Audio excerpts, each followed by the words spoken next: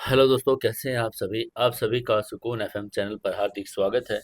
आज हम शुरू करने जा रहे हैं नई कहानी सीओ हस्बैंड के नाम से।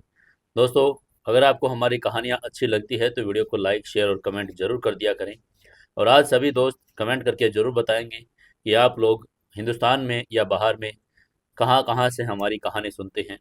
अपने शहर और अपने गांव का नाम लिखकर जरूर भेजें, जिससे पता चले कि हमारी कहानी कहाँ तक पहुँच चुकी है। चलिए शुरू करते हैं आज की कहानी। जेल की वो सीलन भरी अंधकारमय कोठरी अब एकलव्य की पूरी दुनिया बन चुकी थी। बाहर की आजाद हवा, खुला आसमान और जिंदगी का शोर, सब कुछ इन लोहे की मोटी सलाखों के पीछे कहीं बहुत दूर छूट गया था। फर्श की ठंडी जमीन पर बैठे बैठे एकलव्य अक्सर दीवार पर पड़ने वाली रोशनी की इस इकलौती लकीर को घूरता रहता, जो रोशनदान से छनकर आती थी और उस रोशनी में उसे समय बिताने का एहसास दिलाती थी। उसे इस जेल में आए हुए ठीक एक महीना हो चुका था। 30 दिन, 720 घंटे और 43,200 मिनट एकलव्य के लिए एक महज एक महीना नहीं, बल्कि एक सदी के समान था। हर गुजरता पल उसके सीने पर रखे किसी पत्थर की तरह भारी पड़ रहा था, जो उसे सांस भी नहीं लेने दे रहा था। उसे 3 साल की सजा सुनाई गई, 3 साल का कारावास। और यह सजा उसे किसी चोरी, डकैती या जानबूझकर किए गए अपराध के लिए नहीं मिली, बल्कि नियति के एक ऐसे क्रूर मजाक के कारण मिली थी, जिसने उसकी पूरी जिंदगी को पलट कर रख दिया था। एक कार एक्सीडेंट। उस एक्सीडेंट में एक जवान लड़के की मौत हो गई थी। अदालत ने माना कि वो कार एक्सीडेंट एक हादसा था, कोई सोची समझी चाल नहीं थी। लेकिन फिर भी एक इंसान की जान गई। लापरवाही से गाड़ी चलाने और गैर इरादतन हत्या के आरोप में उसे 3 साल की सजा सुना दी गई। एकलव्य ने अदालत में कोई बचाव नहीं किया, क्योंकि उसने खुद अपना जुर्म कबूल कर लिया था। जेल का ये एक महीना उसके लिए किसी नर्क से कम नहीं था, लेकिन यहाँ का शारीरिक कष्ट उसे उतना नहीं तोड़ रहा था जितना उसका मानसिक एकांत। एकलव्य एक अनाथ था, और जन्म के 1 साल बाद उसे अनाथालय की सीढ़ियों पर लावारिस छोड़ दिया गया था। उसने कभी अपनी माँ की लोरी नहीं सुनी, ना ही कभी पिता की उंगली पकड़कर चलना सीखा। दुनिया के इस विशाल मेले में वो नितांत अकेला था। कोई परिवार नहीं, कोई रिश्तेदार नहीं, कोई ऐसा नहीं जिसे वो अपना कह सके, सिवाय एक के, एकता। एकता उसकी गर्लफ्रेंड थी, उसका पहला प्यार, उसकी दुनिया, उसका इकलौता परिवार। अनाथालय की चार दीवारी से निकलकर जब उसने अपनी एक छोटी सी दुनिया बसाने की कोशिश की, तब एकता ही वो रोशनी थी जिसने उसके जीवन भर के अंधेरे को दूर किया था। दोनों ने साथ मिलकर कितने ही सपने बुने थे। एक छोटे से घर का सपना, साथ साथ जीने मरने की कस्में, एक ऐसा परिवार बनाने की चाहत जो एकलव्य को कभी नहीं मिला था। लेकिन जब से वो जेल आया था, सब कुछ बदल गया था। इन 30 दिनों में जब जेल के अन्य कैदियों से मिलने उनके परिवार वाले, माता पिता, भाई बहन या पत्नी आते थे, तब एकलव्य की आंखें बस सलाखों के बाहर टकटकी लगाए किसी अपने को ढूंढती रहती। लेकिन उसके लिए कोई नहीं आता था। एकता सिर्फ एक दिन उसे मिलने आई थी, और वो वही मनहूस दिन था जब उसे सजा सुनाई गई थी, जेल भेजा जा रहा था। उस दिन आम मुलाकात रूप में शीशे की दीवार के उस पार एकता खड़ी थी। उसकी आंखों में आंसू थे और चेहरा उतरा हुआ था, होंठ कांप रहे थे। उसने इंटरकॉम पर रोकर कहा था, एकलव्य, मैं इंतजार करूंगी, तुम्हारे जेल से रिहा होते ही हम लोग शादी करेंगे। बस वही एक दिन था, और उसके बाद एकता दोबारा कभी उसे देखने नहीं आई। एकलव्य हर दिन हर सुबह इसी उम्मीद में जागता था कि आज एकता आएगी, आज वो उससे कहेगी सब कुछ ठीक हो जाएगा। और वो अपने हिस्से का खाना बचा कर रखता था। अपनी मैली वर्दी को जितना हो सके साफ करने की कोशिश करता, ताकि जब भी एकता आए तो उसे वो बुरी हालत में ना देखे। लेकिन हर शाम ढलने के साथ ही उसकी उम्मीद भी दम तोड़ देती थी। उसके अकेलेपन का जहर उसकी रगों में फैलता जा रहा था। आज भी दिन वैसा ही था, उबाऊ, निराश और उदासी से भरा। जेल की कार कोठरी में दोपहर की उमस भर गई थी। एकलव्य अपनी सेल के एक कोने में घुटने पर सिर रख कर बैठा था। उसकी आंखें बंद थी, लेकिन दिमाग में विचारों का बवंडर चल रहा था। वो सोच रहा था कि क्या एकता ने उसे हमेशा के लिए भुला दिया। क्या 3 साल का इंतजार किसी के लिए बहुत लंबा होता है? कहीं एकता ने उसे यूज तो नहीं किया। वो ये सब सोच ही रहा था, तभी अचानक बाहर से कॉरिडोर में भारी बूटों की आवाज आने लगी। कोई बहुत ही तेजी से उसकी सेल की तरफ आ रहा था, और उसी के साथ एक कर्कश, रुआबदार आवाज ने सेल का सन्नाटा तोड़ दिया और किसी ने चिल्लाकर कहा, ओए, कैदी नंबर 420। ये आवाज सुनते ही एकलव्य ने चौंक कर अपना सिर उठाया। सामने जेल का एक कांस्टेबल खड़ा था। उसके चेहरे पर पसीना था और वो थोड़ा हाँफ रहा था, जैसे कहीं दूर से दौड़ता हुआ आया हो। कांस्टेबल ने अपनी लाठी लोहे की सलाखों पर जोर से मारकर चिल्लाकर कहा, एकलव्य, उठ, जल्दी उठ। तेरी मुलाकात आई है, कोई मिलने आए हैं तुझसे। जा, जाकर मिल ले। मुलाकात आई है। ये 3 शब्द एकलव्य के कानों में किसी मधुर संगीत की तरह गूंजे। उसकी मृत प्राय रगों में जैसे अचानक बिजली दौड़ गई। उसका दिल इतनी जोर से धड़कने लगा, जैसे उसे लगा वो पसलियां तोड़कर बाहर आ जाएगा। एक पल के लिए उसने अपने कानों पर विश्वास नहीं किया। उसने मन ही मन सोचा, मुलाकात मेरी? इस दुनिया में मेरा है ही कौन सिवाय एकता की। उसके चेहरे पर 1 महीने बाद पहली बार एक सच्ची और बहुत गहरी मुस्कान तैर गई। उसकी आंखों के किनारे खुशी के आंसुओं से भीग गए। वो तुरंत जमीन से उछल कर खड़ा हुआ। उसने अपने सामने मैले कपड़ों को हाथों से झाड़ा, अपने बिखरे हुए बालों को उंगलियों से संवारा और कांस्टेबल की तरफ देखा। उसे पूरा यकीन था एकता आई है।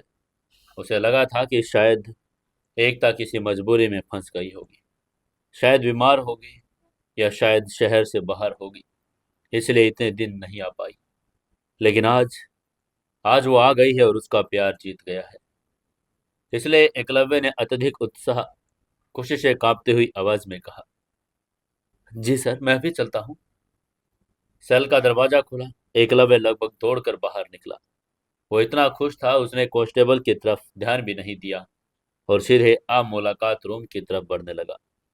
आम मुलाकात रूम वो जगह थी जहां कैदी जालीदार तार व मोटे शीशों के पार खड़े होकर फोन के जरिए अपने परिजनों से बात करते थे। वहां हमेशा एकदम घोटू भीड़, शोरगुल और रोने धोने की आवाजें मची रहती थी। एकलव्य खुशी खुशी उस गलियारे की तरफ मुड़ने ही वाला था, तभी पीछे से कांस्टेबल ने कड़कड़ाती आवाज में उसे टोक दिया।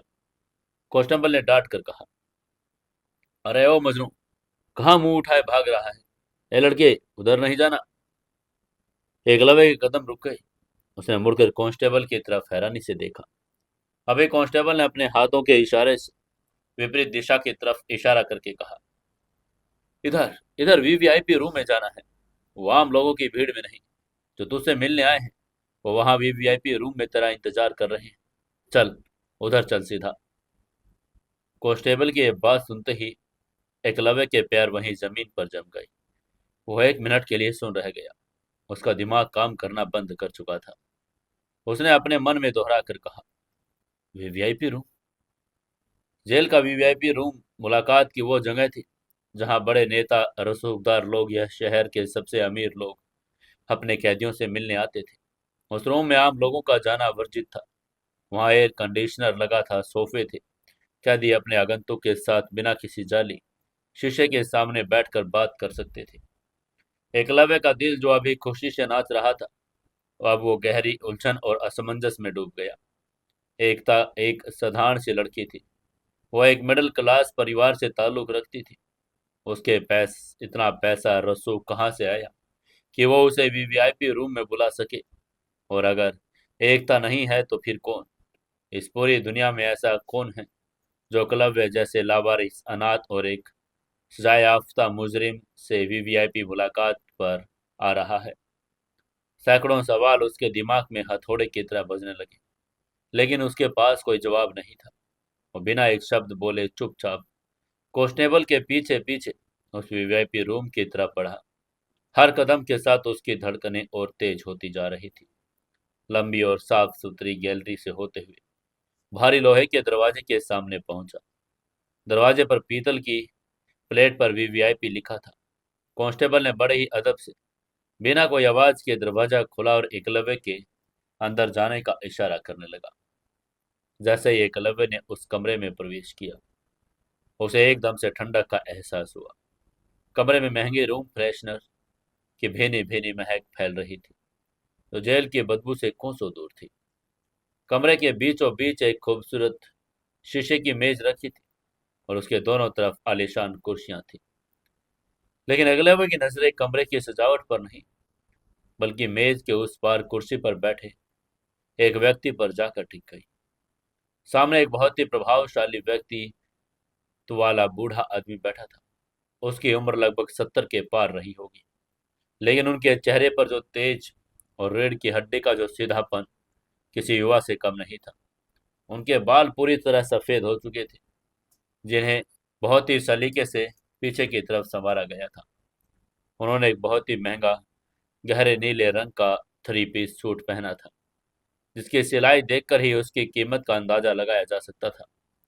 उनकी आंखों पर सोने के फ्रेम वाला चश्मा था, जिसके पीछे से झांकती उनकी आंखें किसी चील की तरह तेज और पारखी लग रही थी।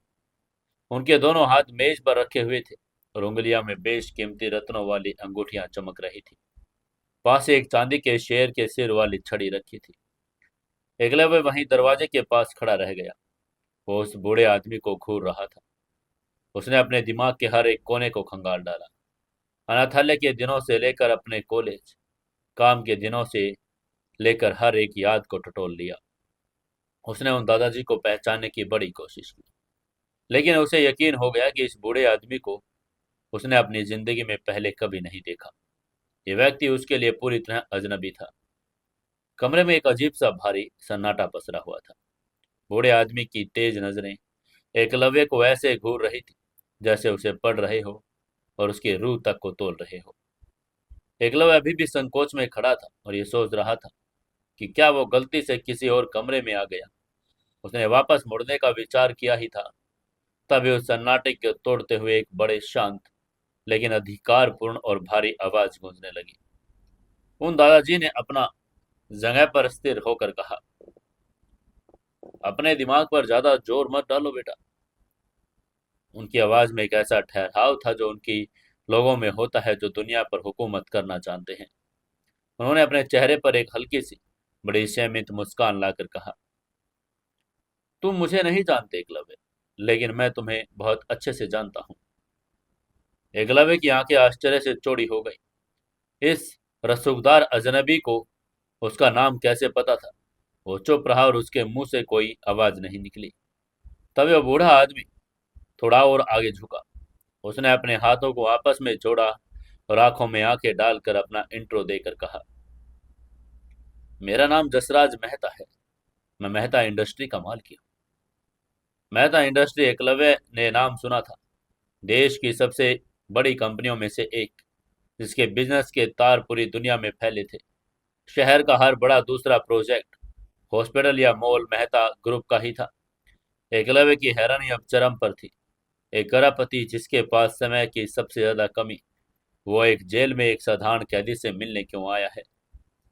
जसराज मेहता ने एकलव्य के चेहरे पर उभरते हुए अनगिनत सवालों को पढ़ लिया। उन्होंने अपनी छड़ी को हल्के से छुआ और अपनी बात को जारी रखकर आगे कहा, तुम सोच रहे हो कि मुझ जैसा इंसान यहाँ इस जगह पर क्या कर रहा है। मैं यहाँ तुम्हारे कोई बिजनेस कॉन्ट्रैक्ट करने नहीं आया एकलव्य। मैं यहाँ तुमसे एक मदद मांगने आया हूँ। मदद। एकलव्य के दिमाग में इस शब्द को पकड़ा। एक करोड़पति को एक कैदी से क्या मदद चाहिए। ये सोचकर उसने धीरे से पूछा, कैसी कैसी मदद सर। एकलव्य के गले में आखिरकार एक कांपती हुई आवाज निकली। तभी जसराज मेहता की चील जैसी तेज आंखों में अचानक एक अजीब सी पीड़ा और बेबसी तैर गई। एक ऐसा दर्द जो कोई भी दौलत नहीं मिटा सकती थी। उन्होंने एक गहरी सांस ली और आगे बोले, मेरी एक पोती है, फलक मेहता। वो मेरी जान है, मेरे इस विशाल एम्पायर की इकलौती वारिस और मेरे जीने का एकमात्र सहारा। लेकिन लेकिन वो अभी कोमा में है। जसराज की आवाज पल भर में लड़खड़ाई, लेकिन उन्होंने तुरंत खुद को संभाल कर आगे कहा, उसे एक बहुत ही गंभीर बीमारी है और उसके इलाज का केवल एक रास्ता बचा है। उसे जल्द से जल्द बोन मैरो ट्रांसप्लांट की जरूरत है। हमने दुनिया भर के डॉक्टरों से संपर्क किया, हर देश में डोनर तलाशे, करोड़ों पानी की तरह बहा दिए, लेकिन ये कहते हुए जसराज मेहता अपनी कुर्सी से धीरे से खड़ा हुआ। उन्होंने अपनी छड़ी का सहारा लिया और 2 कदम चलकर मेज के पास आए। उनकी आंखें अब सीधे एकलव्य की आंखों में झांक रही थी। उन्होंने एकलव्य की आंखों में देखकर आगे कहा, लेकिन इस पूरी दुनिया में 800 करोड़ की आबादी में उसका बोन मैरो सिर्फ और सिर्फ एक इंसान से मैच करता है, और वह इंसान तुम हो एकलव्य। उनकी ये बात सुनकर एकलव्य के पैरों तले की जमीन खिसक गई। ऐसा लगा जैसे किसी ने उसके कानों के पास आकर बम फोड़ दिया हो। वो एक लावारिस अनाथ, उसका बोन मैरो एक करोड़पति की पोती से मैच कर रहा है। ये कैसे संभव था? ये विज्ञान का चमत्कार था या नियति का कोई बहुत बड़ा खेल? इसी बीच जसराज मेहता अब एकलव्य के बिल्कुल करीब आ चुके थे। दुनिया की अपनी उंगलियों पर नचाने वाले उस ताकतवर इंसान की आंखों में इस वक्त एक पिता और एक दादा की लाचारी थी। जसराज ने बहुत ही गंभीर स्वर में कहा, मैं जानता हूं कि तुम यहाँ एक हादसे की वजह से हो। तुम अपराधी नहीं हो, बस हालात के मारे हो। क्या तुम मेरी बच्ची को अपना बोन मैरो देकर उसकी जान बचा सकते हो एकलव्य? उनकी ये बात पूरी होते ही कमरे में फिर से एक जानलेवा सन्नाटा छा गया। एकलव्य के दिल की धड़कनें इतनी तेज हो गई कि उसे अपना ही सिर चकराता हुआ महसूस हो रहा था। इससे पहले कि एकलव्य कुछ सोच पाता या जवाब दे पाता, जसराज मेहता ने अपना आखिरी पत्ता फेंका, और वो पत्ता जो एकलव्य की पूरी दुनिया बदल सकता था। उसने धीरे से कहा, अगर तुम ये करते हो, अगर तुम मेरी फलक की जान बचाते हो, तो मैं तुमसे वादा करता हूँ, मैं अपने रसूख, अपने पैसे और अपनी ताकत का इस्तेमाल करके तुम्हारी ये 3 साल की सजा पूरी तरह से माफ करवा दूंगा। तुम कल ही इस जेल से आजाद हो जाओगे।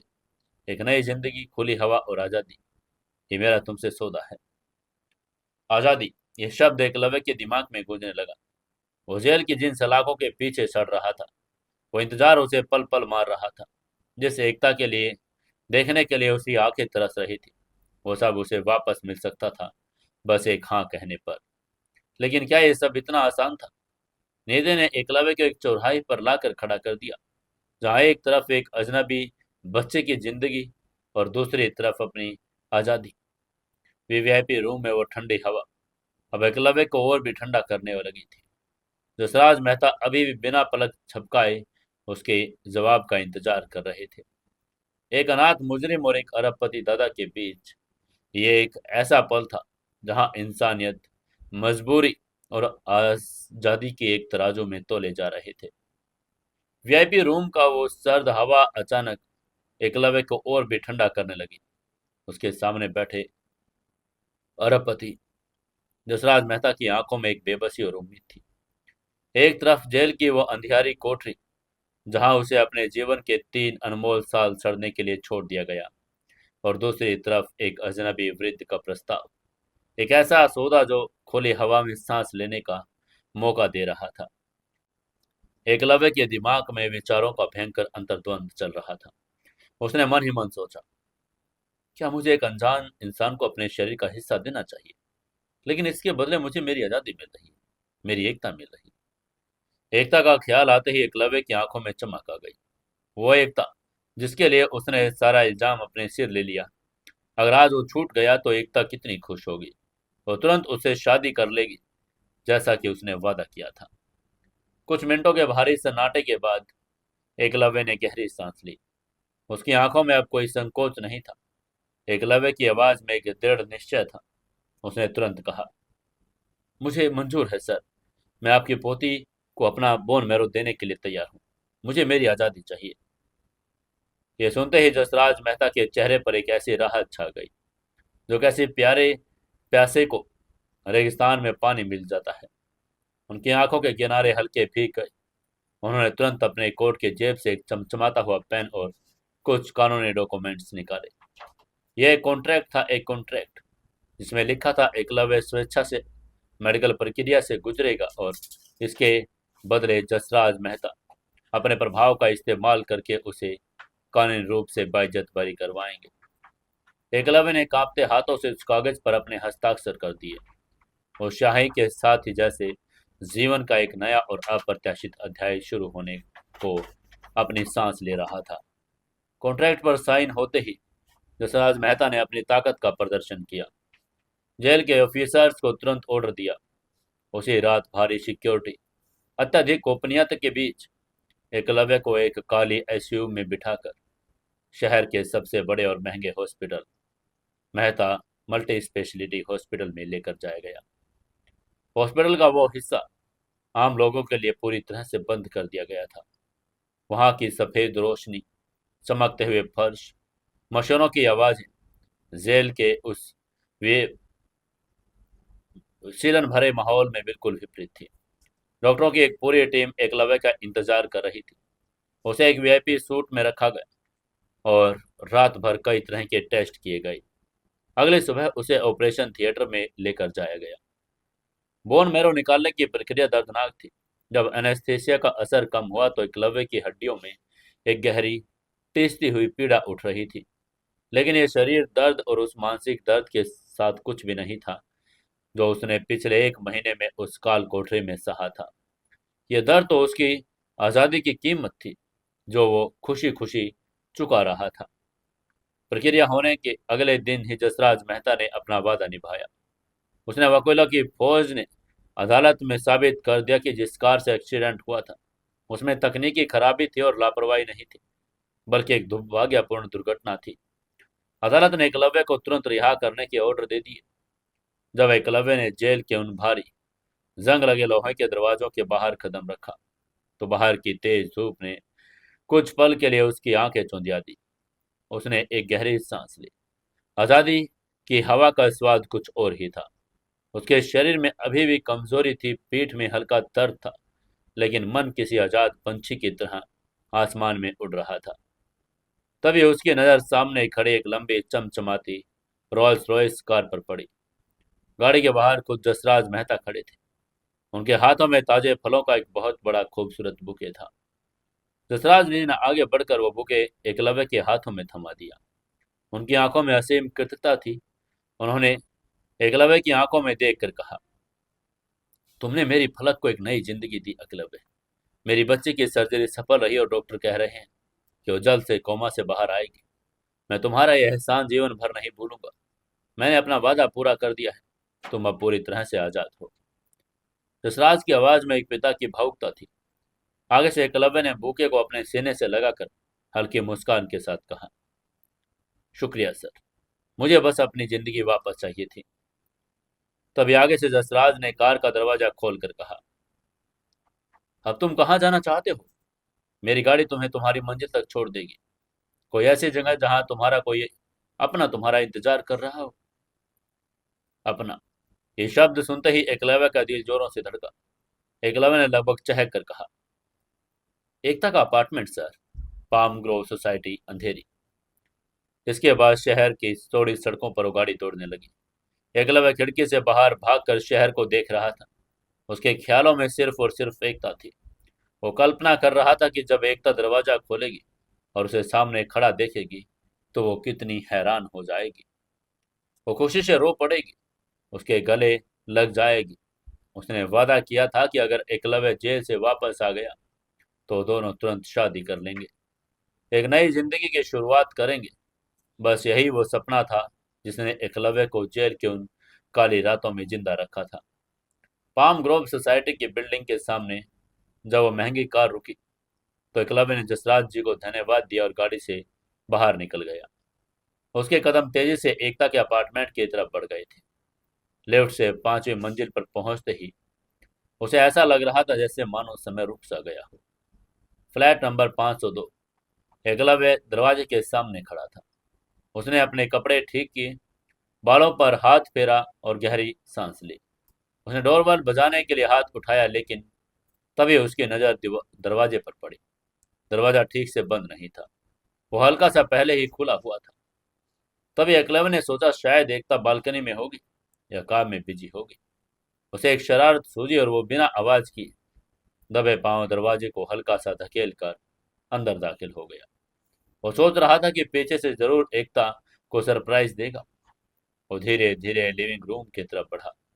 अपार्टमेंट में बड़ी शांति थी, लेकिन तभी उसकी कानों में कुछ ऐसी आवाजें पड़ी जिसने उसके बढ़ते कदमों को वही जमीन पर जड़ कर दिया। ये एकता की आवाज थी, जिसमें एक अजीब सी नजाकत और नशा था। ऐसी आवाज जो एकलव्य ने पहले कभी नहीं सुनी। उसने खिलखिला कर कहा, ओह सुभाष, तुम भी ना। तुम्हें हमेशा डर ही लगा रहता है। यह आवाज सुनते ही एकलव्य का दिल किसी हथौड़े की तरह पानी पर पीटने लगा। वो दीवार की ओट में छिप गया और उसने लिविंग रूम की तरफ झांक कर देखा। जो दृश्य उसकी आंखों के सामने था, उसने एकलव्य की आत्मा तक को झकझोर कर रख दिया। उसके पैरों तले की पूरी दुनिया खिसक गई। लिविंग रूम के महंगे सोफे पर एकता बैठी थी, लेकिन अकेली नहीं। वो एक अधेड़ उम्र के आदमी की बाहों में बुरी तरह लिपटी हुई थी। वो आदमी कम से कम 50 साल का था। उसके बाल आधे सफेद हो चुके थे और उसका पेट हल्का सा बाहर निकला हुआ था। लेकिन उसके कपड़े, उसकी महंगी घड़ी, उसका रुतबा चिल्ला चिल्ला कर उसकी दौलत की गवाही दे रहे थे। एकलव्य ने अपनी आंखों को मींचा। उसे लगा कि वो कोई सपना देख रहा है। फिर उसने ध्यान से देखा। उस आदमी का चेहरा उसे जाना पहचाना लगा, और फिर उसके दिमाग में जैसे बिजली कौंध गई। ये कोई और नहीं, एकता का बोस सुभाष चौहान था। सुभाष चौहान, जो इस शहर के सबसे अमीर और ताकतवर बिजनेसमैनों में से एक था। चौहान इंडस्ट्री का वो बोस एकता की बाहों में था, और उसे एकता उसके सीने पर सिर रखकर मुस्कुरा रही थी। एकलव्य की सांसें अटक गई, उसका शरीर कांपने लगा। उसके हाथ में फलों का बुके छूट कर जमीन पर गिरने ही वाला था कि उसने उसे कसकर पकड़ लिया। वह वहां से भाग जाना चाहता था, लेकिन उसके पैर नहीं हिले। वो किसी पत्थर की मूरत में तब्दील हो चुका था। तभी सुभाष चौहान की भारी और चिंता से भरी आवाज गूंजी। उसने घबरा कर कहा, एकता, मुझे अभी भी अजीब सी घबराहट होती है। क्या होगा अगर उस लड़के एकलव्य को उस एक्सीडेंट की असली सच्चाई पता चल गई? क्या होगा अगर उसे पता चल गया कि उस रात कार तुम नहीं बल्कि मैं चला रहा था? सुभाष के इन शब्दों ने जैसे एकलव्य के कानों में पिघला हुआ शीशा डाल दिया। सच्चाई, असली सच्चाई। एकलव्य का दिमाग शून्य हो गया। तभी उधर एकता ने सुभाष के गालों को सहलाकर बहुत ही शातिर और ठंडे मुस्कान के साथ जवाब देकर कहा, अरे डार्लिंग, तुम बेकार में परेशान हो रहे हो। उस बेवकूफ अनाथ को कुछ नहीं पता चलेगा। वो मुझसे पागलों की तरह प्यार करता था। जब मैं उसके पास रोते हुए गड़े और कहा कि मैंने किसी को मार दिया, तो वो अंधा आशिक तुरंत सारा इल्जाम अपने सिर लेने को तैयार हो गया था। ये कहते हुए एकता थोड़ी रुकी। उसने वाइन का घूंट लिया और फिर बोलना शुरू करके आगे कहा, तुम्हें क्या लगता है मैं उस गरीब अनाथ लड़के से शादी करती, जिसके पास न ढंग का घर न पैसा? मैं तो हमेशा से चौहान इंडस्ट्री की मालकिन बनना चाहती थी। तुमने उस रात शराब पीकर उस आदमी को उड़ा दिया। अगर पुलिस तुम्हें पकड़ लेती तो तुम्हारी पूरी इज्जत मिट्टी में मिल जाती। मैंने बस तुम्हारे लिए उस मोहरे का इस्तेमाल किया था। मैंने उसे शादी का झांसा दिया और वो खुशी खुशी जेल चला गया। अब वो 3 साल तक वहां सड़ेगा, और तब तक हम दोनों पति पत्नी बनकर लंदन शिफ्ट हो चुके होंगे। उसकी ये बात सुनकर आगे से सुभाष ने गहरी राहत की सांस ली। एकता के माथे को चूम कर कहा, तुम बहुत स्मार्ट हो एकता।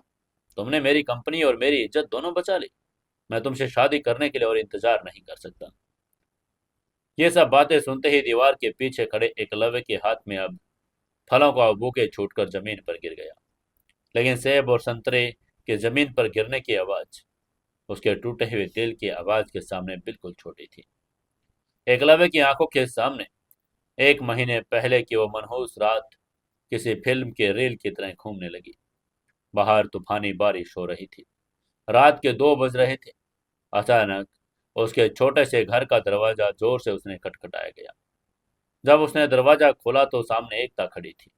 वो पूरी बारिश में भीगी हुई थी। उसके कपड़ों पर कीचड़ और खून के छींटे थे। और बुरी तरह से हाँफ रही थी और हिचकियां ले रही थी।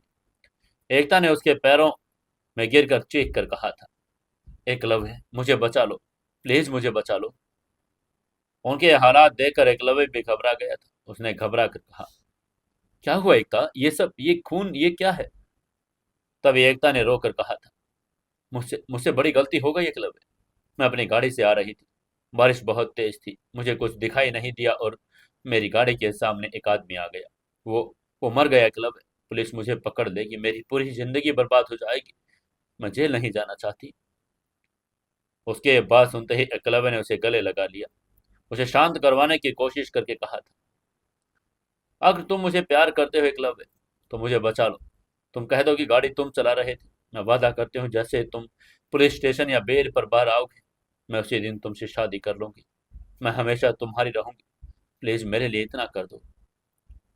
तभी आगे से एकलव्य, जो एक अनाथ था, जिसके लिए एकता ही उसकी पूरी दुनिया थी, उसने एक पल भी नहीं सोचा। उसने उस औरत के लिए अपने साथ वो बुढ़ापा बिताने के सपने देखे थे, और एक हत्या का इल्जाम अपने सिर पर ले लिया। वो जेल की कार कोठरी में सड़ता रहा, एक महीने तक उस सन्नाटे को बर्दाश्त करता रहा, ये सोच कर कि उसकी एकता बाहर इंतजार कर रही है। उसने अपनी आज़ादी के लिए अपने शरीर का एक हिस्सा काट कर दे दिया, और सिर्फ इस उम्मीद में कि वो एकता से मिल सकेगा।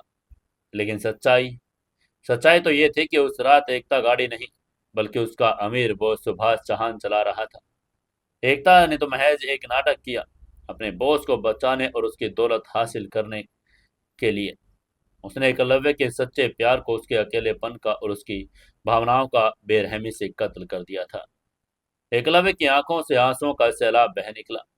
ये आंसू दुख के नहीं थे, बल्कि उस विश्वासघात के थे जिसने उसकी आत्मा को छलनी कर दिया था। उसका पूरा वजूद कांप रहा था। वो अंदर जाकर उन दोनों का गला घोट देना चाहता था, चीख चीख कर एकता से पूछना चाहता था कि उसने ऐसा क्यों किया। लेकिन उसके अंदर अब कुछ नहीं बचा था। वो पूरी तरह से टूट चुका था, एक ऐसा कांच का खिलौना जिसे फर्श पर पटक कर चूर चूर कर दिया गया हो। उसने अपने मुंह पर हाथ रखा ताकि उसकी सिसकियों की आवाज बाहर न जाए।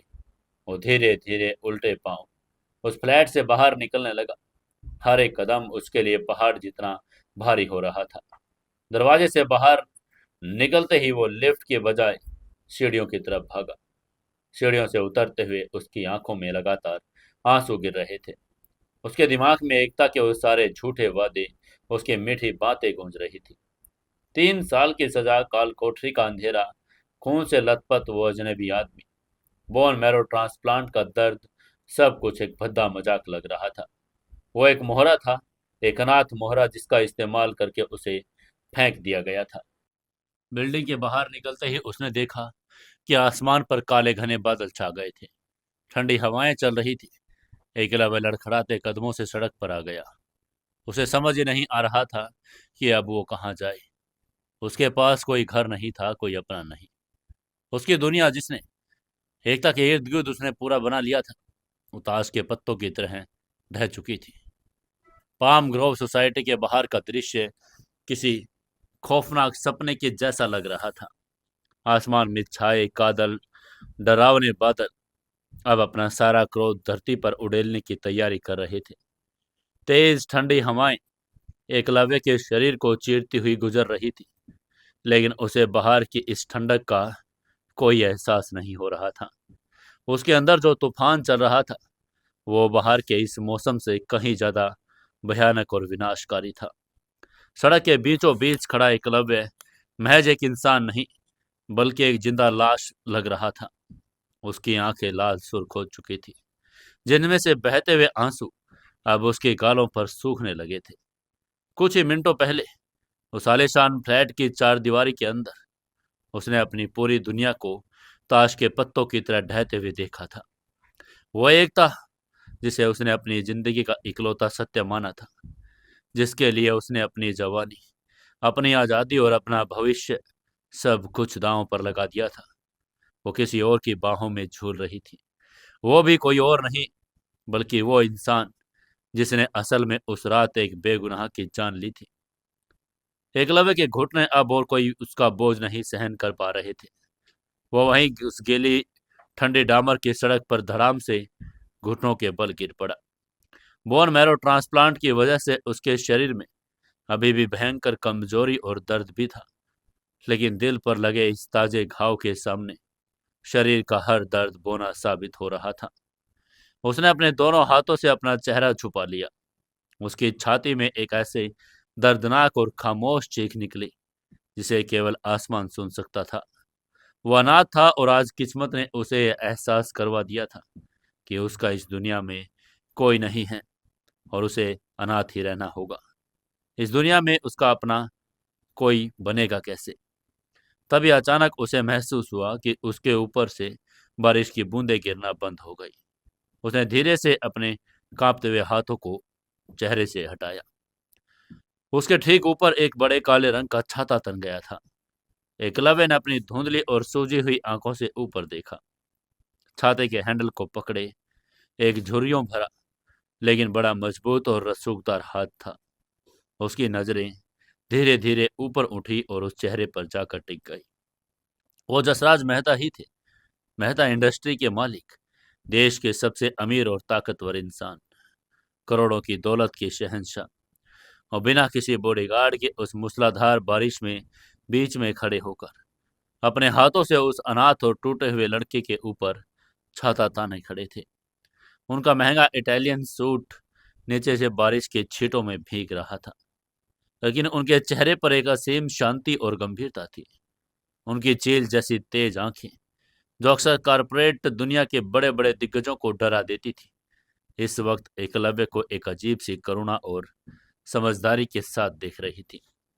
सड़क पर उस पसरे हुए सन्नाटे को चीरते हुए जसराज जी की भारी और गहरी आवाज गूंजी।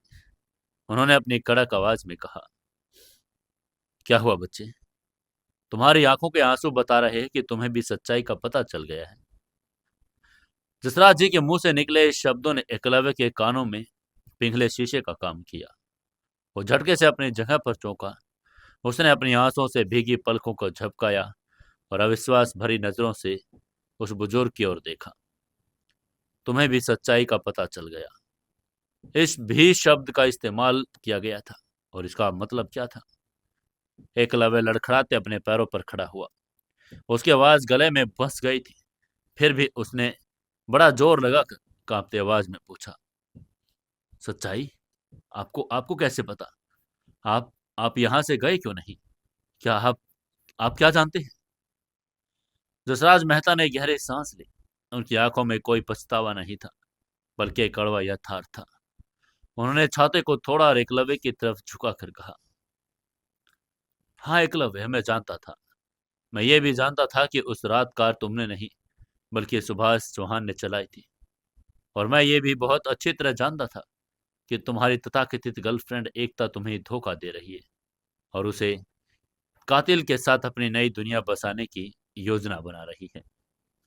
यह सुनकर एकलव्य के पैरों तले की जमीन खिसक गई। उसे लगा जैसे किसी ने उसके सीने में खंजर घोंप कर उसे घुमा दिया हो। एकलव्य लगभग चीख पड़ा। उसकी आवाज में एक अनियंत्रित क्रोध और असीम पीड़ा थी। उसने चिल्लाकर कहा, आप जानते थे? अगर आप जानते थे तो आपने मुझे जेल ही क्यों नहीं बता दिया? आपने मुझे उस नर्क में ये क्यों नहीं बताया कि जिसके लिए मैं सजा काट रहा हूँ वो मेरी पीठ पीछे मेरी ही कब्र खोद रही है? आप मुझे यहाँ क्यों लाए? मेरा तमाशा देखने के लिए? उसकी ये बातें सुनकर भी जसराज जी आगे शांत रहे। उन्होंने एकलव्य के क्रोध को एक पिता की तरह सहा। जब एकलव्य थोड़ा शांत हुआ और हाँफने लगा, तब जसराज जी ने अपनी बात शुरू करके कहा, एकलव्य, मैं जसराज मेहता हूँ। जब मुझे पता चला कि मेरी जान बचाने वाला इकलौता बोन मैरो मेरा डोनर एक जेल में कैदी है, तो तुम्हें क्या लगता है कि मैंने बिना कुछ सोचे समझे तुम्हें वहां से निकाल लिया? नहीं, मैंने अपने सबसे बेहतरीन प्राइवेट इन्वेस्टिगेटर्स की पूरी टीम तुम्हारे पीछे लगा दी थी। तुम्हारे बारे में सब कुछ जानना चाहता था। तुम्हारा अतीत, तुम्हारा अनाथालय, तुम्हारी जिंदगी, तुम्हारा स्वभाव और तुम्हारा वो एक्सीडेंट। जसराज जी की आवाज में अब एक अलग ही तरह का अधिकार और शक्ति थी। उन्होंने आगे कहा, मेरे जासूसों को सच्चाई पता लगाने में सिर्फ 48 घंटे लगे। उन्होंने सुभाष चौहान के ड्राइवर को खरीद लिया। रास्ते में उन तमाम सीसीटीवी फुटेज को खंगाल निकाला जिसने पुलिस ने खराब बताकर बेगुनाह और नज़रअंदाज कर दिया था। क्योंकि सुभाष ने पुलिस को भारी रिश्वत खिलाई, मुझे पता चल गया कि तुम एक बेगुनाह और भावुक लड़के हो जिसने एक झूठे प्यार के लिए अपनी जिंदगी दांव पर लगा दी। एकलव्य बुत बनकर उनकी बातें सुन रहा था। हर एक शब्द सच्चाई की हथौड़ी बनकर उसके दिमाग पर वार कर रहा था। तभी जसराज जी की आवाज अचानक बहुत नर्म हो गई। उसने आगे कहा, रही बात तुम्हें जेल में ये न बताने की, तो मेरे बच्चे, जब इंसान प्यार में अंधा होता है तो किसी दूसरे की कही हुई बात पर कभी यकीन नहीं करता। अगर मैं तुम्हें जेल की कोठरी में बताता कि तुम्हारी एकता तुम्हें धोखा दे रही है, तो तुम मुझे एक पागल और झूठा पागल समझते। तुम कभी मेरी बात नहीं मानते। तुम्हारा दिल उस धोखे को स्वीकारने के लिए तैयार ही नहीं होता। वहम की बीमारी का इलाज बातों से नहीं, सच्चाई के सच से होता है। जसराज जी ने अपना एक हाथ धीरे से एकलव्य के कंधे पर रखा। उनका स्पर्श बहुत गर्म और सांत्वना देने वाला था। उन्होंने आगे कहा, लेकिन मैं चाहता था कि तुम अपनी आंखों से उस शीशे के महल को टूटते हुए देखो, जिसे तुम अपने सपनों में सजाया करते थे। मैं चाहता था कि तुम खुद उस जहर का घूंट पियो, ताकि तुम्हारे अंदर का वह अंधा आशिक हमेशा के लिए मर जाए और एक समझदार यथार्थवादी इंसान जिंदा हो सके। इसी सच्चाई को तुम्हारे सामने बेनकाब करने के लिए मैं खुद तुम्हारे इस इमारत तक लेकर आया और बाहर तुम्हारा इंतजार कर रहा था। मुझे पता था कि तुम चंद मिनटों में ही टूट कर बाहर आओगे। जसराज की बातें सुनकर एकलव्य के अंदर बचा खुचा विरोध भी शांत हो गया। उसे एहसास हुआ कि ये बुजुर्ग सही कह रहा है। अगर उसे कोई जेल में बताता तो शायद उसे दुश्मन मान बैठता। आज उसने अपनी आंखों से एकता और सुभाष को एक साथ देखा, अपने कानों से उनके वो जहरीले शब्द भी सुने। अब किसी सबूत की कोई जरूरत नहीं थी, लेकिन इस सच्चाई ने उसे पूरी तरह से खाली कर दिया था। उसके अंदर अब कुछ नहीं बचा था। कोई उम्मीद नहीं, कोई सपना नहीं, कोई मकसद नहीं। वो एक अनाथ था और जिसके पास न कोई घर, न कोई बैंक बैलेंस, न कोई नौकरी। उसके पास वापस जाने के लिए कोई जगह ही नहीं थी। वो सड़क पर खड़ा एक आवारा और लावारिस इंसान बन चुका था। उसने अपनी खाली नजरों से जसराज की तरफ देखा। उसकी आवाज में अब कोई जान नहीं बची थी। उसने धीरे से कहा, अब मैं क्या करूं? मेरे पास कुछ भी नहीं है, न घर, न परिवार, न खाने के लिए पैसे, कुछ भी नहीं। वो एक हारे हुए जुआरी की तरह बुदबुदाया, जिसने अपना सब कुछ गंवा दिया हो। तभी जसराज मेहता ने अपनी छड़ी को जमीन पर टिकाया। एकलव्य की आंखों में सीधा देखकर एक ऐसा प्रस्ताव रखा जिसकी उम्मीद एकलव्य ने कभी नहीं की थी। जसराज ने बहुत ही सहज लेकिन आदेशात्मक स्वर में कहा, तुम मेरे साथ चलोगे एकलव्य? आज से तुम मेरे घर में रहोगे। मेरा घर मेहता मेंशन अब से तुम्हारा भी घर है। तभी एकलव्य ने हैरानी से पलके झपका कर सोचा, इनका घर? लेकिन क्यों? एकलव्य का दिमाग अब और तर्क वितर्क करने की स्थिति में नहीं था। उसके शरीर की ऊर्जा अब पूरी तरह से खत्म हो चुकी थी। बोन मैरो ट्रांसप्लांट की कमजोरी, तेज बारिश की ठंड, दिल टूटने का भयानक सदमा, ये सब मिलकर उसे बेहोशी की कगार पर धकेल रहे थे।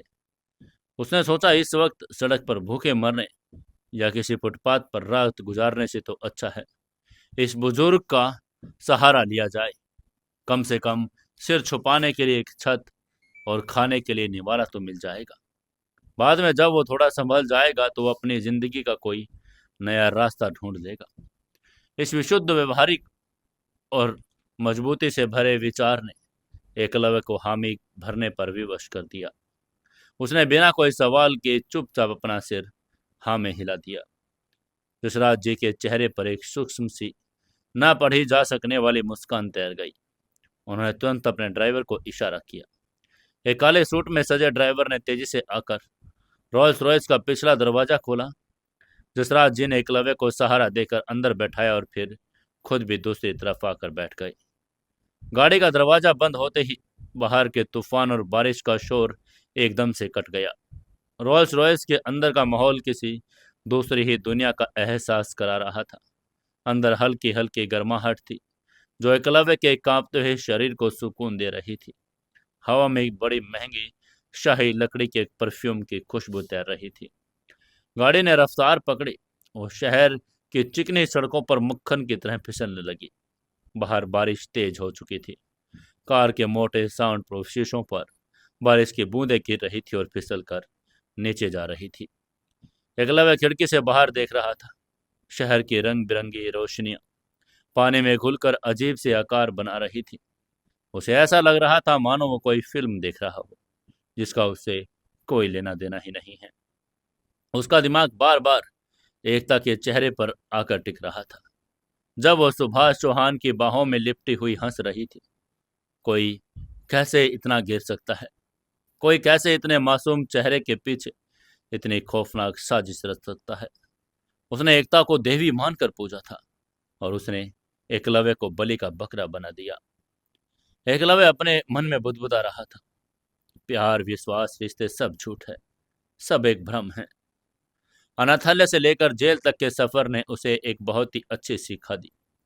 इस दुनिया में कोई किसी का नहीं होता, हर कोई अपने मतलब के लिए जीता है। तभी गाड़ी के पिछले हिस्से में मौजूद छोटी सी फ्रिज से एक आवाज आई। जसराज जी ने उसमें से पानी की एक बोतल निकाली, एकलव्य की तरफ बढ़ाकर बड़े ही स्नेह से कहा, पानी पियो बच्चे, तुम्हारा शरीर अभी भी बहुत बड़ी सर्जरी से गुजरा है, तुम्हें आराम की जरूरत है। एकलव्य ने कांपते हाथों से बोतल पकड़ी और 2 घूंट पानी गले से नीचे उतार लिया। पानी उसके सूखे गले को तर कर गया, लेकिन दिल की प्यास और बेचैनी अभी वैसी ही थी। इसके बाद गाड़ी फिर से एक भारी सन्नाटा अंदर आया और सन्नाटा इतना गहरा था कि एकलव्य को अपनी ही सांसों की आवाज सुनाई दे रही थी। जसराज जी अपनी सीट पर बड़ी आराम से टेक लगाए बैठे थे। उनकी आंखें आधी बंद थी, जैसे वो किसी बड़े गहरे विचार में डूबे हों। कुछ देर तक यूं ही चलता रहा। गाड़ी शहर के भीड़ भाड़ वाले इलाके से निकलकर अब उस पोश इलाके की तरफ बढ़ रही थी जहां शहर के सबसे रईस लोग रहते थे। चौड़ी सड़कें, दोनों तरफ हरे हरे भरे पेड़, दूर दूर तक फैले हुए आलीशान बंगले।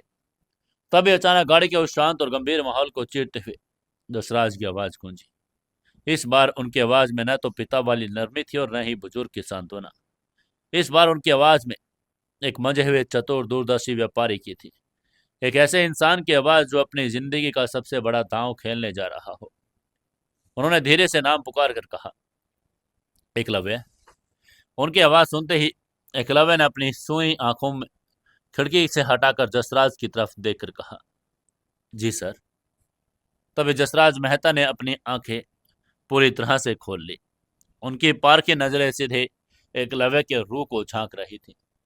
उन्होंने अपनी उंगली को आपस में फंसाया और बहुत ही ठंडे लेकिन स्पष्ट शब्दों में बोलना शुरू करके कहा, मैंने तुम्हारी जान बचाई, तुम्हें जेल से बाहर निकाला, तुम्हें उस धोखेबाज लड़की की असलियत दिखाई। तुमने भी मेरी पोती फलक को अपना बोन मैरो देकर उसे मौत के मुंह से निकाल लिया। हम दोनों एक दूसरे के बहुत बड़े एहसान कर चुके हैं, लेकिन आज आज मैं तुमसे एक और चीज मांगने जा रहा हूँ। उनकी ये बात सुनकर एकलव्य के माथे पर सिलवटें पड़ गई। उसने मन ही मन सोचा, एक और चीज? अब मेरे पास देने के लिए क्या बचा है? मेरा शरीर कमजोर है, जिंदगी तबाह है और मेरी कोई हैसियत नहीं। यह रपति मुझसे और क्या चाहता है? ये सोचकर एकलव्य ने संकोच भरे स्वर में कहा, क्या अब क्या चाहिए आपको मुझसे? तभी दसराज जी थोड़ा आगे झुके। गाड़ी की धीमी पीली रोशनी उनके चेहरे के तजुर्बे और गंभीरता को और ज्यादा उभार रही थी। उन्होंने बड़ी गंभीरता से कहा, मैंने मैंने अपने जासूसों की रिपोर्ट में तुम्हारे बारे में बहुत कुछ पढ़ा है एकलव्य। तुम अनाथ हो, गरीब हो, लेकिन तुम्हारे अंदर एक ऐसी चीज है जो मेरे इस अरबों के एम्पायर में किसी के पास नहीं, और वह सच्चाई और समर्पण। तुमने एक झूठे प्यार के लिए बिना फलक झपकाए हत्या का इल्जाम अपने सिर ले लिया। तुमने उस लड़के के लिए अपनी पूरी जिंदगी बर्बाद करने का फैसला कर लिया। ये बेवकूफ़ी जरूर थी, लेकिन ये एक बात साबित करती है, अगर तुम किसी से वफादारी करते हो तो अपनी जान तक दे सकते हो। ये कहते हुए जसराज जी ने एक पल के लिए विराम लिया। वहीं गाड़ी के टायर सड़क पर पानी को चीरते हुए आगे बढ़ रहे थे। अंदर का तनाव हर गुजरते सेकंड के साथ बढ़ता जा रहा था। इसके बाद जसराज जी ने एक गहरी सांस लेकर आगे कहा, मेरी पोती फलक, वो मेरी पूरी दौलत, मेरी इस मेहता इंडस्ट्री की इकलौती वारिस है। उसके माता पिता अब इस दुनिया में नहीं। मैंने उसे अपने हाथों से पाल पोस कर बड़ा किया।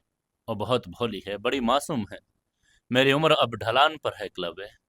मुझे नहीं पता मैं और कितने साल जिंदा रहूंगा, और मेरे इस विशाल एम्पायर में गिद्धों की कोई कमी नहीं। मेरे अपने रिश्तेदार, मेरे बोर्ड ऑफ डायरेक्टर्स, सब के सब फलक और मेरी दौलत को नोच खाने के लिए घात लगाकर बैठे हैं। उन सबको बस मेरी आंख बंद होने का इंतजार है। ये कहते हुए जसराज जी की आवाज में पहली बार एक हल्का सा कंपन महसूस हुआ, जो उनके अंदर छिपे एक डर की निशानी थी। उन्होंने कांप कर आगे कहा, फलक को एक ऐसे इंसान की जरूरत है जो पैसों से प्यार न करता हो, से दौलत की भूख न हो। एक ऐसा इंसान जो चट्टान बनकर उसके और इस लालची दुनिया के बीच खड़ा हो सके। एक ऐसा इंसान जो उसे धोखा न दे, उसका ज़मीर जिंदा हो। मैंने उस इंसान को बहुत ढूंढा, लेकिन इस अमीर दुनिया में सब के सब बिके हुए हैं। लेकिन तुम अलग हो एकलव्य। उनकी ये बात सुनकर एकलव्य की धड़कनें तेज होने लगी। उसे समझ नहीं आ रहा था कि ये बात किस दिशा में जा रही है। तभी जसराज मेहता ने अपनी बात को अंतिम रूप देकर आगे कहा, एक सवाल ऐसा पूछा जिसे गाड़ी की उस बंद हवा को पूरी तरह से भर दिया। जसराज ने सीधे एकलव्य की आंखों में देखा और बिना हिचकिचाहट के कहा, इसलिए मैं चाहता हूं कि तुम मेरी पोती की ढाल बनो। मैं चाहता हूं कि तुम मेहता परिवार का हिस्सा बनो। क्या तुम मेरी पोती फलक से शादी करोगे एकलव्य? ये एक सवाल नहीं था, एक भूकंप था, और एक ऐसा वज्रपात जिसने एकलव्य के दिमागी तारों को पूरी तरह झकझोर कर रख दिया। उसने मन ही मन कहा, शादी फलक से? मेहता इंडस्ट्री की इकलौती वारिस से? मैं एक सजाए याफ्ता अनाथ भिखारी जैसी हालत वाला लड़का? एकलव्य की आंखें फटे की फटी रह गई। उसका मुंह खुला रह गया, लेकिन गले से कोई आवाज नहीं निकली। वो कुछ मिनट पहले तक सड़क पर खड़ा एक बेघर इंसान था, जो रात गुजारने के लिए फुटपाथ ढूंढने की सोच रहा था, और अब शहर का सबसे अमीर इंसान उसे अपने करोड़ों के एम्पायर का दामाद बनाने की पेशकश कर रहा था। रोल्स रॉयस लगातार आगे बढ़ रही थी। कार के अंदर एक जानलेवा खामोशी छा गई। केवल बाहर गिरती बारिश की आवाज इस बात की गवाही दे रही थी कि दुनिया अभी रुकी नहीं है। जसराज मेहता अपनी जगह पर बिल्कुल स्थिर बैठे थे, एक अनुभवी शिकारी की तरह जो अपना सबसे बड़ा जाल फेंक चुका था, अब शिकार के रिएक्शन का इंतजार कर रहा था। और एकलव्य, उसका दिमाग एक ऐसे भंवर में फंस गया जहां से बाहर निकलने का कोई रास्ता उसे नजर ही नहीं आ रहा था। उसके पास खोने के लिए कुछ नहीं था, लेकिन पाने के लिए जो सामने रखा था वो उसकी कल्पना से परे था।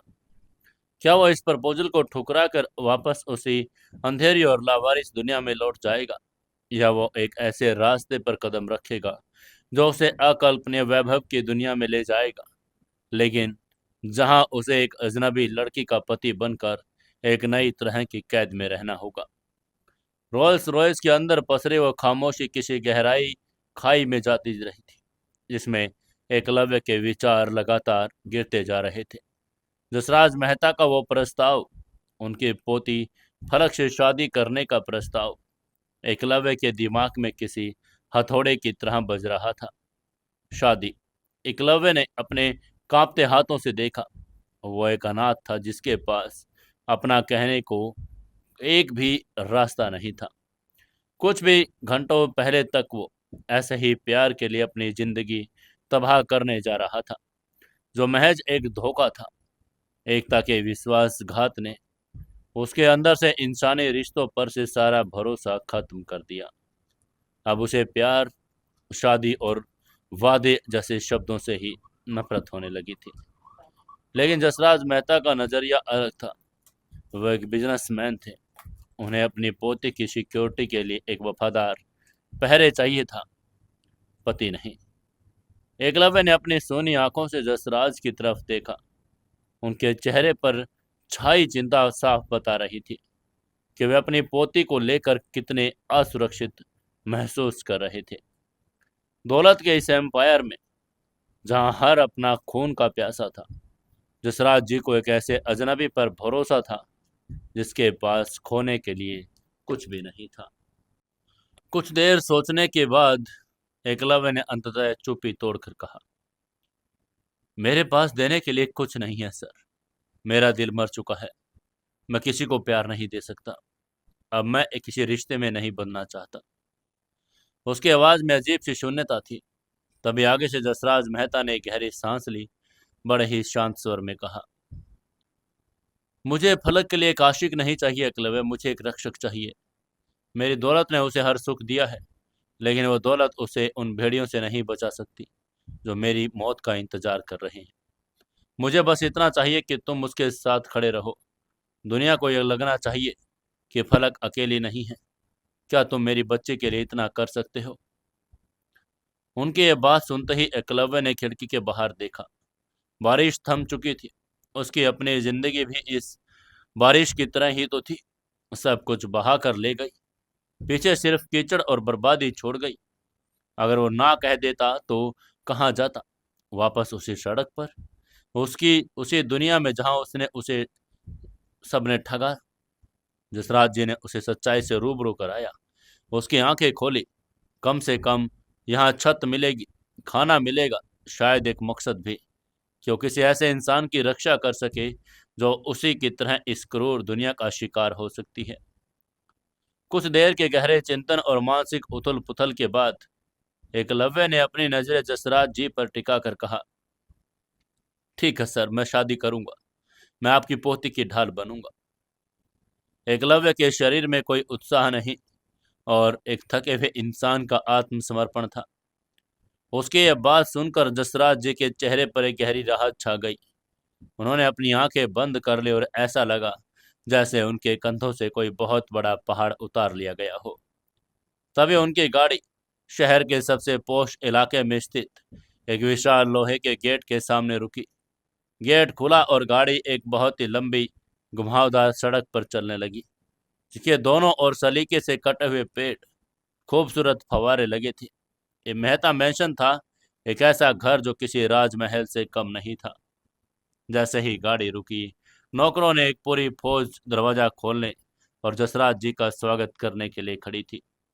एकलव्य जब गाड़ी से निकला तो उसकी फटी पुरानी शर्ट, अस्त व्यस्त हालात उस आलीशान माहौल से बिल्कुल मेल नहीं खा रहे थे। लेकिन जसराज जी ने खुद आगे बढ़कर उसके कंधे पर हाथ रखा और उसे अंदर ले गए। मैंशन के अंदर का नजारा एकलव्य की दुनिया से परे था। इटालियन मार्बल का फर्श, छत से लटकते विशाल झूमर, दीवारों पर लगी करोड़ों की पेंटिंग्स, ये सब एकलव्य को डरा रहा था। वो एक झुग्गी और अनाथालय में पला बड़ा इंसान था। ये सब उसके लिए एक अलग ग्रह के जैसा बन गया था। लेकिन जसराज जी ने मुख्य बटलर को बुलाया और ऑर्डर देकर कहा, आज से ये इस घर के मेहमान हैं। इन्हें गेस्ट रूम में ठहराओ और इनकी हर जरूरत का ख्याल रखा जाए। कल सुबह इनके लिए नए कपड़ों का इंतजाम हो जाना चाहिए। अगले कुछ दिन एकलव्य के लिए एक सपने की तरह गुजरे। उसे इस कमरा एक ऐसा मिला जो उसके पुराने घर से भी बड़ा था। नरम बिस्तर, खाने की बेहतरीन चीजें और हर पल हाजिर नौकर। लेकिन इन सब सुख सुविधाओं के बावजूद एकलव्य का मन उदास ही रहता था। वो भी अपना ज्यादातर समय कमरे की बालकनी में बैठकर आसमान को घूरने में बिताता। बोन मैरो ट्रांसप्लांट की कमजोरी अभी भी उसके शरीर में थी, जिसके लिए मेंशन में हर एक डॉक्टर रोज अलावा उसका चेकअप करने आता। इससे बेच हॉस्पिटल से खबर आई कि फलक के शरीर ने बोन मैरो को एक्सेप्ट कर लिया और उसकी हालात में तेजी से सुधार हो रहा है। जसराज जी की खुशी का कोई ठिकाना नहीं था।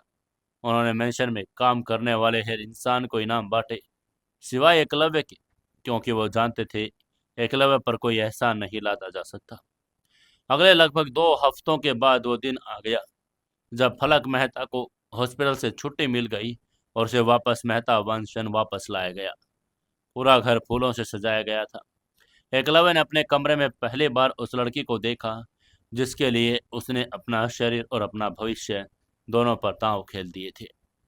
फलक बड़ी खूबसूरत थी, लेकिन बीमारी की वजह से उसका चेहरा पीला पड़ गया था और बहुत कमजोर भी लग रही थी। उसे व्हीलचेयर पर अंदर लाया गया। जसराज जी उसे देखकर बच्चों की तरह रो पड़े और उसे गले लगा लिया।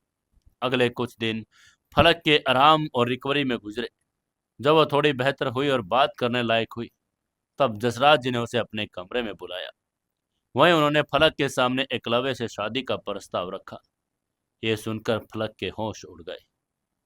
फलक ने हैरानी और गुस्से में कहा, शादी? दादू, आप ये क्या कह रहे हैं?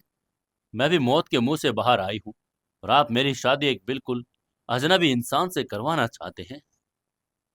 तभी जसराज जी ने फलक का हाथ पकड़ लिया और उसे बहुत ही भावुक होकर बोले, बेटा, मेरी उम्र अब बहुत हो चुकी। मेरे बाद इस दुनिया में तेरा कोई नहीं। हमारे चारों तरफ दुश्मन है जो हमारी इस दौलत को छीनना चाहते हैं। मैंने तेरे लिए एक ऐसा लड़का चुना जो सोने से खरा है। वो गरीब जरूर है, लेकिन वो तेरी हिफाजत अपनी जान से बढ़कर करेगा। ये मेरे जीवन की आखिरी इच्छा है बेटा। फलक अपने दादा से बेइंतहा प्यार करती थी। वो उनके आंसू नहीं देख सकती थी। उन्हें कांपते हाथों से फलक के पास अब इनकार करने का कोई रास्ता भी नहीं बचा था। लेकिन फलक के मन में एकलव्य के प्रति एक गहरी नफरत पैदा हो गई। फलक ने मन ही मन सोचा, कौन है ये आदमी? एक सड़क छाप अनाथ लड़का जो अचानक मेरे दादाजी की आंखों का तारा बन गया। जरूर इसने कोई जादू टोना किया है, या मेरे भोले दादाजी को अपनी चिकनी चुपड़ी बातों में फंसा लिया। ये एक फ्रॉड है, ये धोखेबाज जो सिर्फ और सिर्फ हमारी अरबों की दौलत, इस आलीशान महल, मेरी कंपनी पर कब्जा करने के लिए मुझसे शादी कर रहा है। आखिर क्या होगा इस कहानी का एंड? क्या फलक कभी उस लड़के से शादी करके सुखी रह पाएगी, या फिर कुछ और ही कहानी में नया ट्विस्ट आएगा? जानेंगे कल के एपिसोड में। दोस्तों, कहानी को ज़्यादा से ज़्यादा लाइक, शेयर और कमेंट जरूर करके बताना आपको कहानी कैसी लगी।